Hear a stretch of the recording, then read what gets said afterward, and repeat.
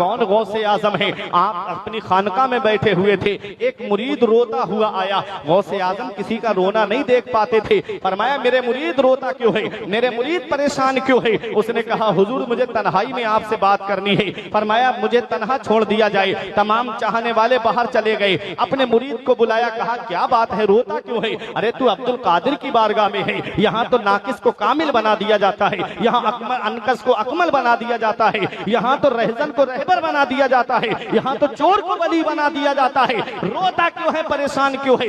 बता, अपने पीर को बता। कहा हुजूर मेरी एक बेटी थी जिसका नाम फातिमा था। हुजूर मैंने अपनी बेटी की बड़े अच्छे से परवरिश की। हुजूर मेरी बेटी बड़ी हसीनो जमील थी, दीनी माहौल में मैंने उसकी परवरिश की है। हुजूर आज मेरी बेटी मकान की छत पे चढ़ी, अचानक से गायब हो गई। हुजूर मेरे मकान की चार दीवारी भी इतनी छोटी नहीं कि मेरी बेटी इधर उधर चली जाए, दीवार कूद के भी नहीं जा सकती। हुजूर मैंने अपना शक मिटाने के लिए पास पड़ोस के लोगों से जाकर के भी मालूम कर लिया, लेकिन मेरी बेटी मुझे कहीं नहीं मिली। सरकार अगर मुआशरे में पता चल गया तो मेरी नाक कट जाएगी। मैं लोगों को क्या क्या जवाब दूंगा? कोई कहेगा कि इसकी बेटी कहाँ चली गई, तब मैं किसको क्या जवाब दूंगा? ये वो दौर की बात है प्यारे मुसलमानों, जिस दौर में बेटियां कहीं भागती नहीं थी। ये उस दौर की बात है जिस दौर में बेटियां कहीं किसी के साथ नहीं जाती थी। बड़ा पाकीज़ा दौर था गौसे आजम का, बड़ा पाकीज़ा दौर था। उस दौर में कोई बदनिगाही भी नहीं करता था।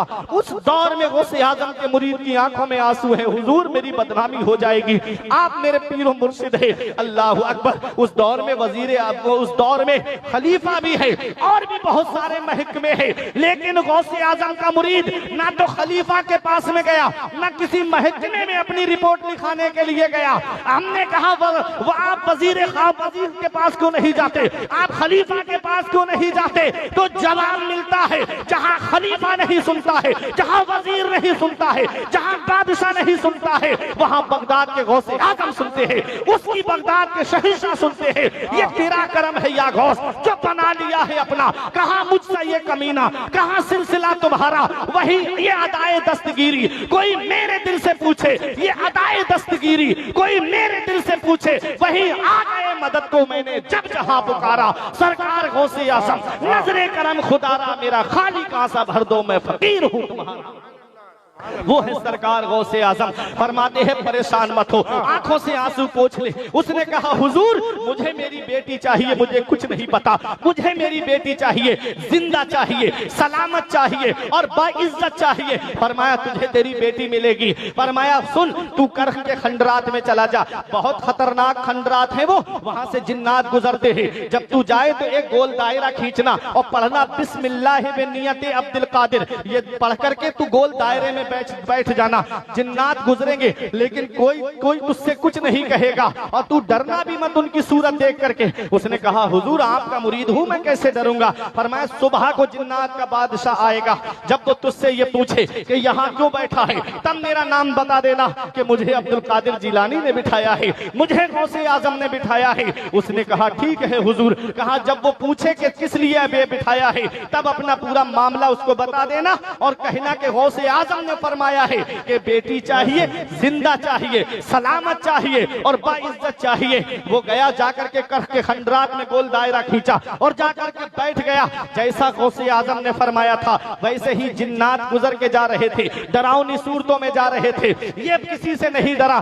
सुबह को जिन्नात का बादशाह आया, उसने कहा ये शख्स यहाँ क्यों बैठा है रास्ते में? तुझे पता नहीं ये जिन्नों के गुजरने की जगह है? अरे तू यहाँ क्यों बैठा है? क्या तुझे अपनी जिंदगी से प्यार नहीं? क्या तुझे अपनी जिंदगी से मोहब्बत नहीं? तू यहाँ क्यों बैठा है? उसने कहा मैं बैठा नहीं हूँ बल्कि बैठाया गया हूँ। कहा किसने तुझे बिठाया है? कहा मुझे बिठाने वाले कुतुब रब्बानी है, महबूब सुबहानी है, शहबाज लामकानी है, पीर लासानी है, हुजूर सैयदना शेख मुहियुद्दीन अब्दुल कादिर जिलानी है, जो गौसुस सकलैन है, जो इंसानों के भी गौस है, जो जिन्नात के भी गौस है। उसने जैसे ही गौसे आजम का नाम सुना सवारी से नीचे उतरा और जैसे हम अत्तहियात में अदब से बैठते हैं ऐसे ही अदब के साथ बैठ करके कहता है, बताओ मेरे आका ने क्या हुक्म दिया है, बताओ मेरे आका का क्या हुक्म है। कहा गौसे आजम ने फरमाया है। अब मुरीद अपनी पूरी दास्तान बताता है कि गौसे आजम का ये हुक्म है, गौसे आजम का ये फरमान है। मुरीद कहता है कि मेरी बेटी मकान की छत से गायब हो गई है, मुझे मेरी बेटी चाहिए, जिंदा चाहिए, सलामत चाहिए, बाइज्जत चाहिए। मेरे गौस ने यही मुझे पैगाम दे करके भेजा है कि तू अपनी बेटी के बारे में तू जाकर के जिन्नात के बादशाह से कह देना। उसने तमाम जिन्नात की तरफ नजर डाली, किसकी हिम्मत हुई जिसने गौसे आजम के मुरीद की बेटी पे गलत नजर डाली। जिन्नात डर गए, सहम गए, बोले हमारी ये मजाल कहां कि हम गौसे आजम के मुरीद की बेटी पे गलत नजर डाले। उसने कहा, सुनो, अगर ये काम जिन्नात का नहीं होता तो गौसे आजम ये मामला मेरे पास नहीं भेजते। वो तो जिन्नात के भी पीर हैं, वो तो जिन्नात की भी मदद करने वाले हैं, वो तो इंसानों की भी मदद करने वाले हैं। अगर ये मामला हमारे बस का नहीं होता तो गौसे आजम हमारे पास नहीं भेजते। जाओ समंदर की गहराइयों में चले जाओ, जाओ पहाड़ों की खो में चले जाओ, जाओ अंधे कुओं के अंदर जाकर के देखो, जाओ गारों के अंदर जाकर के देखो, और मुरीद की गौसे आजम के मुरीद की बेटी चाहिए। गए जिन्नात और जाकर के एक मुल्क चीन गया, एक पहाड़ की खो में एक गार थी, गार के अंदर अंधा कुआं था, उसके अंदर से गौसे आजम के मुरीद की बेटी को लेकर के आया जिन, और उसे भी पकड़ के लाया जो लेकर के गया था। ये एक पैगाम आज जलसे से दे करके जा रहा हूं, दिल की तख्ती पे लिख लें, अपने घरों के माहौल को देख लेना। मेरी माँ बहनें बेटियां भी प्रोग्राम सुनने के लिए आई है, सुनो, ये आखिरी मेरा पैगाम है, सुनो।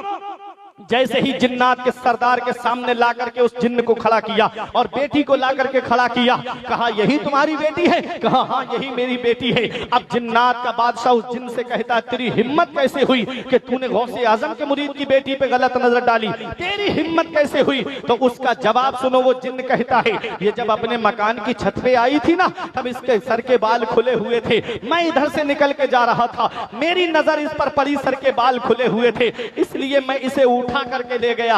अल्लाह अकबर, सर के बाल खुले हुए हो, बताओ जिन्न उसे उठा करके ले जाए। अल्लाह को हुक्म दिया, इसकी गर्दन मार दे, गर्दन काट दी। उसके बाद गौसे आजम के मुरीद ने पूछा था जिन्नात के सरदार से, तुम गौस पाक को कैसे जानते हो? शेख अब्दुल कादिर जिलानी को कैसे जानते हो? कहा तुम जानने की बात करते हो? अरे गौसे आजम तो वो है कि हम वो अपने हुजरे में बैठे रहें और हम दुनिया के किसी भी कोने में हों और हमारी तरफ निगाहे जलाल उठा दे तो हम जहां हो वहीं हमारे जिस्म में आग लग जाए। कहा तुम जानने की बात करते हो, अमल करना इस बात पे। गौसे आजम के मुरीद से जिन्नात का सरदार कहता है, तुम जानने की बात करते हो, गौसे आजम को हम कैसे जानते हैं? अरे गौसे आजम तो वो है जिस मकान में, जिस घर में, जिस जगह गौसे आजम का नाम लिया जाएगा, मेरी नस्ल का जिन उस घर में दाखिल नहीं हो सकता है। मेरी नस्ल का जिन उस घर में दाखिल नहीं होगा। पीरों के आप पीर हैं या गौस अल मदद, अहले सफा के मीर हैं या गौस अल मदद, सदका रसूले पाक का झोली में डाल दो, हम कादरी फकीर हैं या गौस अल मदद।